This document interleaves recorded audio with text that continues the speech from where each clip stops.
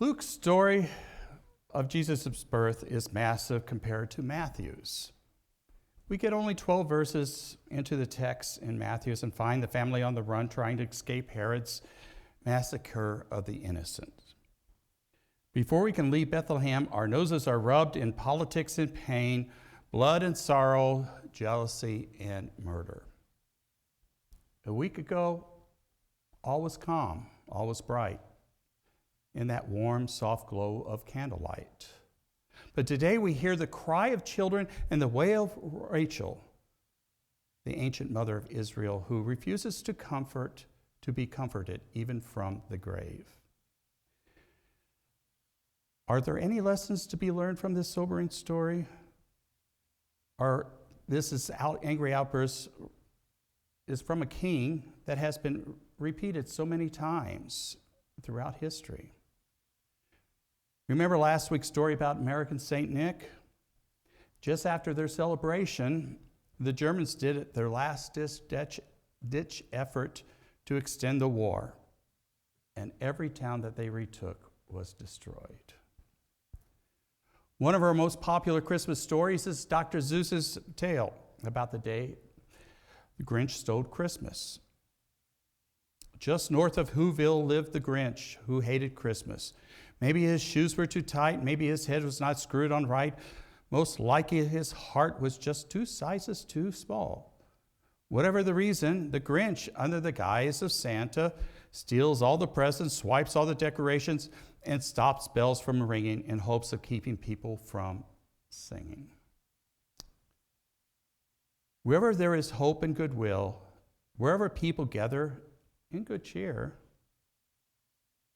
there are reversals at work. We can't even get away from it in our children's stories.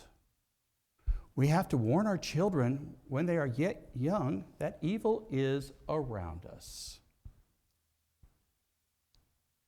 Hate is strong. Bitterness is real.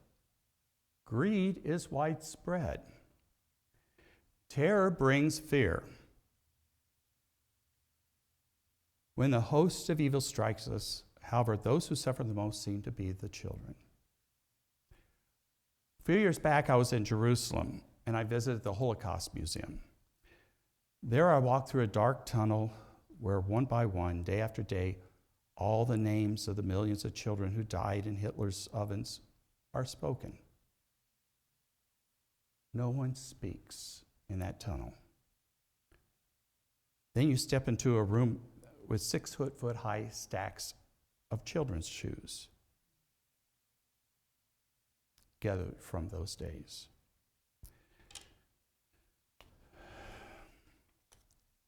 Do you know that even in our country today, the most powerful nation in the world, 20% of the children live in poverty? Children suffer first. Herod the Great was a man who loved power. Anything and anyone whom he believed could threaten the power and status came to a wretched end. He was known to be cruel, opportunistic, shrewd, and unpredictable. The slightest unknowing offense could set him off and cause him to act cruelly and murderously. When he heard from the Magi about the Messiah's birth in Bethlehem, he was determined to get rid of what he saw was an urgent threat to him.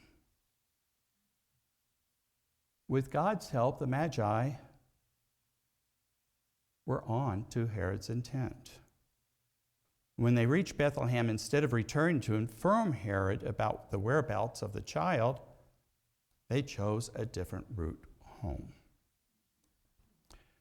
Because Herod now had no idea where to find the child, he issued a decree that all children ages 2 years and under should be killed in and around Bethlehem. The joy of the Messiah's birth was over. Jesus' family escaped, but so many others didn't. People's hearts dropped into their stomachs, and the joy turned to horror as soldiers invaded their homes and slaughtered their children. In our world today, we gasp in terror and revulsion at children shootings, wars, and abuse that take our children's lives. Then and now is no different. It was widespread. It is widespread, horrific, bloody, and brutal. It leaves parents distraught. Then fear of Herod was in everyone's hearts. Their hopes lay momentarily dashed on the rocks of their doorsteps as grief filled every home. We can only imagine the brokenness of that time, the brokenness of the world that God sent his Son into, the Messiah. A time when the dangerous power of the rich and political arm could wipe out families in an instant if they didn't do their will. A time when Israel lay subject not only to the forces of Rome, but to their own cruel leaders who ate from Roman hands and grew drunk on its wine and prestige and power. We do not have to imagine it, for it is still with us today. How would God fight this evil? With love. Unconditional love. It is the only thing that evil can't fight. The only thing that evil fears. Now, most of us probably sneer at this simple answer. We look at the ravages and crimes of our world today and feel that this answer is just too simplistic, native, even ridiculous, in fact, to ever do anything to battle these wars, the differences in our cultures, even between our own neighbors. And yet, none of our answers have ever been sufficient. Wars may stop cruel leaders for a time. Power may trump power for a time. But in a broken world, power always will corrupt. And we will always have to suffer. Only love leaves evil without steam and stops it in its tracks. Have you ever been in the midst of an argument with someone, perhaps a partner, a spouse, a child, a friend, a neighbor? And during that exchange, instead of firing back as the other expects, stop. Apologize, throw your arms around them, and tell them you love them. Now, most likely, they will stop stunned because you've just taken the wind right out of their sails. Evil needs fear as fuel. Anger needs participation. Power, this kind of evil power, is like a steam locomotive. Without any fuel, it will eventually stop. Now, this may not be a quick and immediate fix. Some trains of evil may barrel down at you at 100 miles per hour for a good long time before they realize you aren't going to collide with them head on.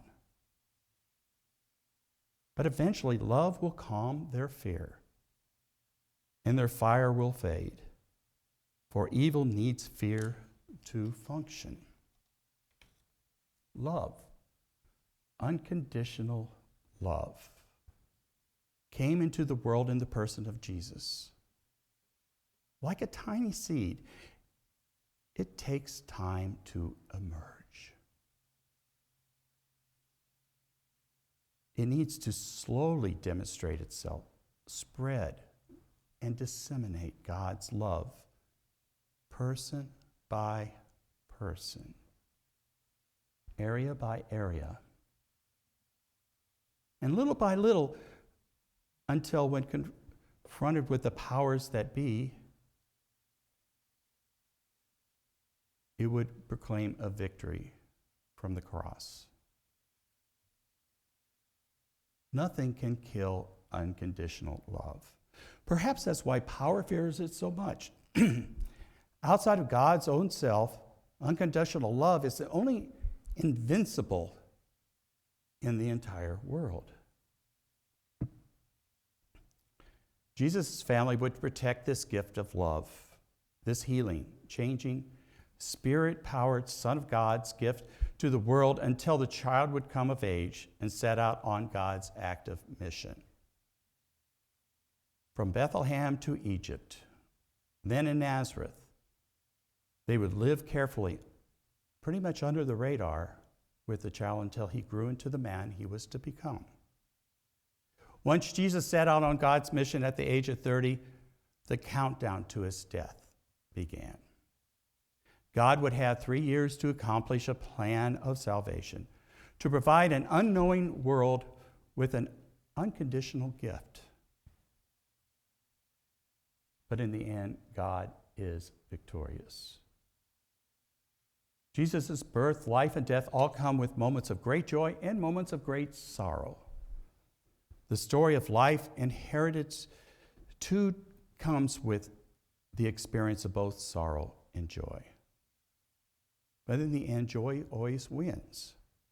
Love always wins. We wrap our children with love and do all that we can to protect them. But when we respond with violence against those who hurt our children or anyone, we only feed into their hate. But when we love, when we teach love, when we respond with love, we bring the world a little bit closer to God. And may your new year be full of joy, peace, and above all, love.